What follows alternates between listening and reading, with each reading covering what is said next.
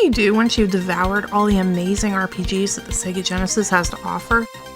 Well, you start lusting after the tasty morsels exclusive to the Japanese Mega Drive. And Mega CD, of course. I've spent a few days picking through the library, and I wanted to share my experiences with all of you. So here it is, my picks for 8 criminally untranslated Sega RPGs. Number 1. Wolf Team is perhaps most famous for changing their name to Namco Tales Studio and developing, well, the Tales series of action RPGs.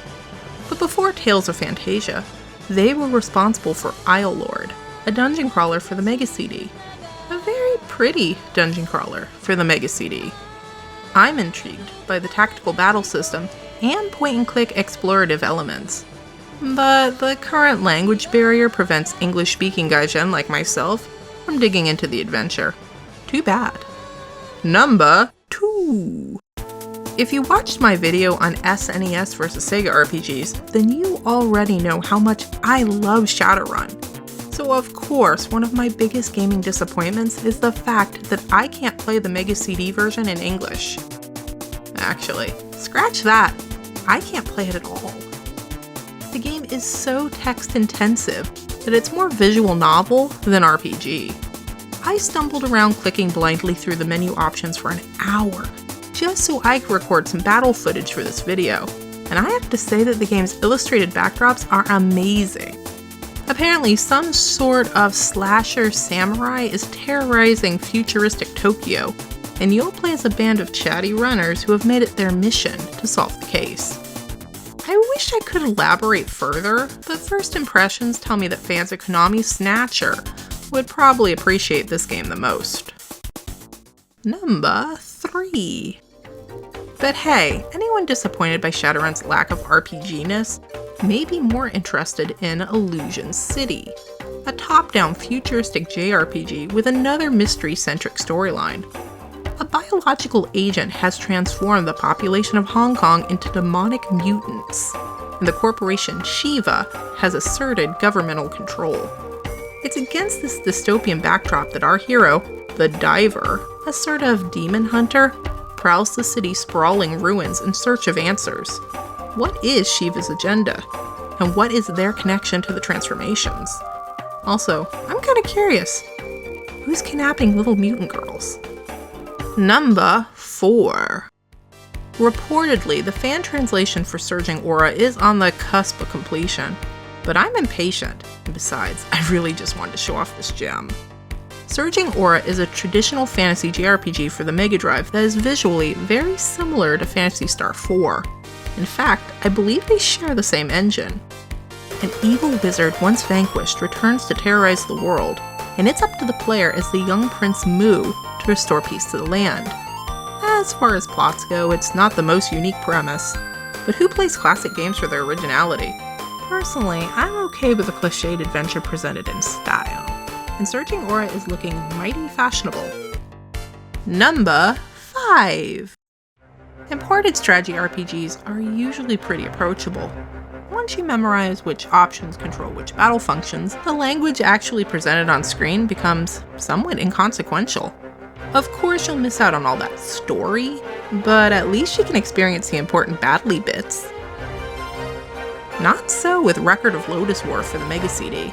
As much as I'd love to play it, I can't make any sense of how to even approach the game's second encounter. Each time I knock down a zombie, another immediately takes its place. If I could read the game's text, I have a sneaky suspicion that the solution to my problem wouldn't be so mysterious. But as of now, I'm sadly too lost to proceed. Which is a shame, because otherwise the game looks amazing. Also, I know it's CD-based, but why the hell are loading times this bad? Number 6. The next 3 games on my list originate from Taiwan. Their software might be unlicensed, but that doesn't mean it's not good. From personal experience, I can tell you that Fengshen Yingjiechuan is excellent. A Shining Force-inspired tactical RPG with its fair share of original mechanics. The story appears to be based on Fengshen Yingjiechuan, a 16th century Chinese novel about gods, demons, and the dethroning of a bewitched emperor. From the few hours that I played, the setting, plot, and title definitely match up. As the player, you control some dude and his small band of other dudes and, dudettes? You can see why this game needs a translation. The sprites are big and colorful. I might not know what's happening, but I do love the character designs of the heroes and enemies alike. I mean, what is this thing? A geisha flower?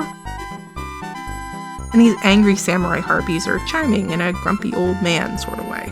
I also love the stage layouts. I always tend to neglect my Birdmen and Shining Force because they're pretty weak compared to everyone else.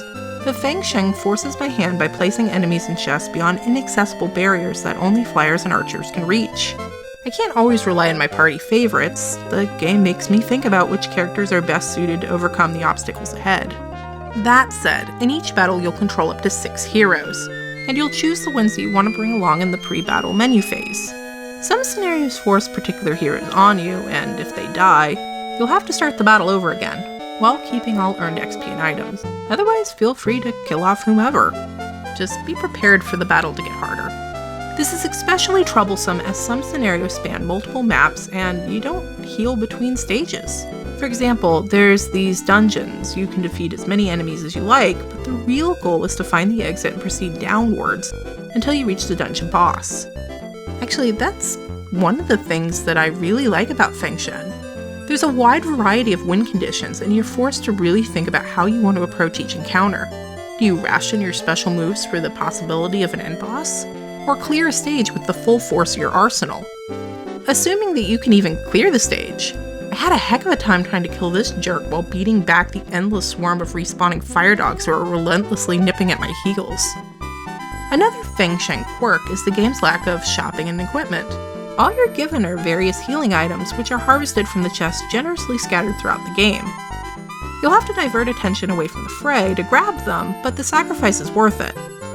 In fact, it's not a terrible strategy to purposely fail a battle after looting the map's healing potions and repeating the process until you've fully stocked your party. Okay, I know I'm spending a lot of time on Fengshen, but of all the games on this list, this was the one title I was actually able to play despite the language barrier.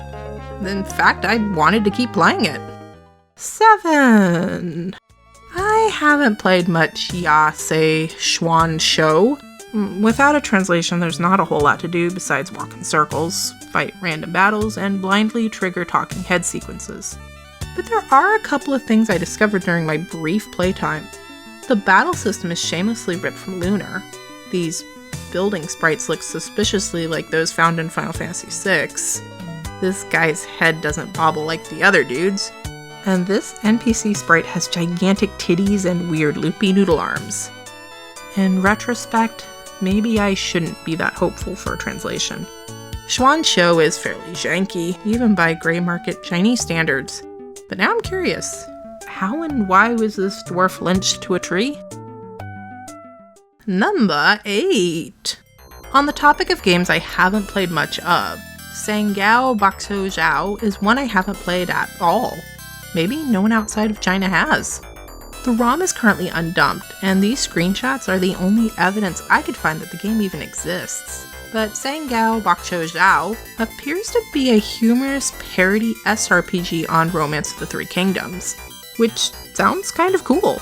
Even if the game is never translated, I hope that a ROM eventually finds its way onto the interwebs and that it, turns out to be more playable than Record of Lodoss War. And there you have it, 8 really interesting Japanese and Chinese RPGs that I would love to see in English. But before I end this thing, I have some really exciting news to share. While finalizing the script, I learned that PikoInteractive is publishing Fengshen Yingjiechuan, that awesome SRPG that I raved about for like 6 full minutes. Only they've retitled it Legends of the New Gods, which thank God I never have to butcher its original Chinese title again. Now, from what I've read, it appears that the localization is done, or near done, and that Pico is basically spacing out his release dates because the demand for new old Genesis games isn't as high as that for, say, Super Nintendo reproduction carts. Personally, I'd like to show him that there's a demand for these titles, especially when they're as good as Fengshen. So, go bug Piko, tell him that you want this game. Because I want this game. We should want it together. I'll post the contact information in the description. Go. Anyway, that's the end of the video. Thank you for watching, and I hope you found something really cool in this list that maybe you didn't know about before. I know I did.